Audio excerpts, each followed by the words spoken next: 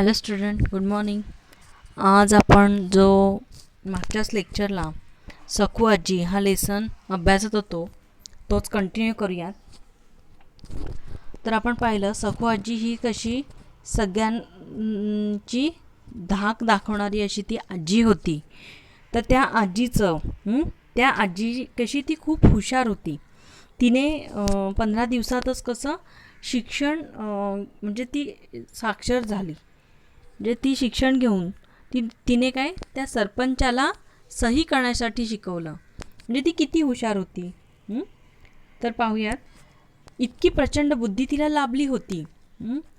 वो आजी है वो बहुत कैसे इंटेलिजेंट थी और प्रचंड बुद्धी उसको म्हणजे तिला लाभली होती, पण ते तिच्या नशिबात नव्हतं.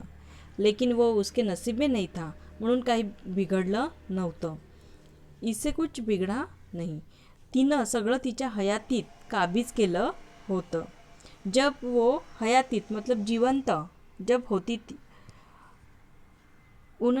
उसने सब क्या हयातीत मतलब जिवंत काबीज केलं मतलब क्या काबीज करणे म्हणजे मिळवणे. जब वो जेव्हा ती जिवंत होती तेव्हाच तिने सगळं मिळवलं होतं. सखू आजी मरण पावली. जो सखू आजी है वो उसका क्या डेट हो गई. लहान पोरापासून म्हातारा कोतारापर्यंत प्रत्येकाच्या डोळ्यातून पाणी आलं. आजी कैसी थी, सबको अपना ही कहती थी. इसलिए क्या कि लहान पोरांपासून छोटे बच्चे से जे ओल्ड लोग हैं उन लोगों तक लोगों के आँखों में पानी आ गया. गाव पोरकं झालं. जो गाव है वो कैसे अनाथ हो गया, लावारिस हो गया वो. गाव कसं पोरकं म्हणजे अनाथ झालं. ज्याला कोणी आई वडील नसतं तेव्हा ते मूल कसं असतं तसंच ते गाव झालं. आता फक्त आजीच्या दंतकथा.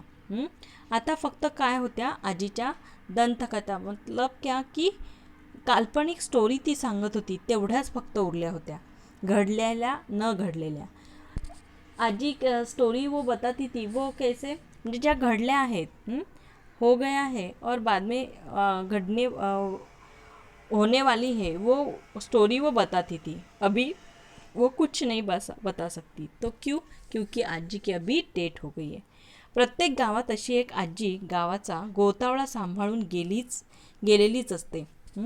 अभी इधर लेखक बोल रहे हैं कि प्रत्येक गावात हर गाव में एक ऐसी एक आजी गावचा गोतावळा म्हणजे ती प्रत्येक गावचा गोतावळा म्हणजे नात्याची आप्तसंबंधी माणसे रिलेशन्स सांभाळून गेलेलीच असते. आता गावगाडा बदलला. गोतावळ्याचा मतलब नातेवाईक नाही येणार, त्याचा अर्थ होणार रिलेशन्स. नातेवाईक बरोबर आहे. तर म्हाताऱ्या गोतावळा सांभाळून गेलेलीच असते मतलब ती काय रिलेशन सांभाळून गेलेलीच असते. आता गावगाडा बदलला मतलब क्या कि जो गाँव के जो नियम थे, गाँव के जो रूल्स थे, सब क्या बदले, उसमें बदल हो गया. गावाचे जे स्वरूप होते ते बदलले. आजीला जागाच उरली नाही. अभी आजी को किसी को याद नहीं आती थी. उसको क्या जगह नहीं रही.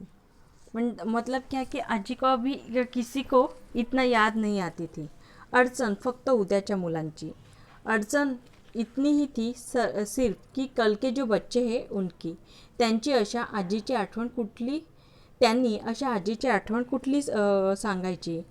तर त्यांनी अशा आजीची मतलब अशी एक आजी आहे तिची उनकी जो यादें है वो किसको बताएं, कुठली सांगायची. मतलब ऐसे आजी नहीं रहेगी तो वो यादें है वो कैसे बताएंगे असं लेखकाला इथे सांगायचं आहे. तर समजला हा लेसन? ठीक आहे, थँक्यू.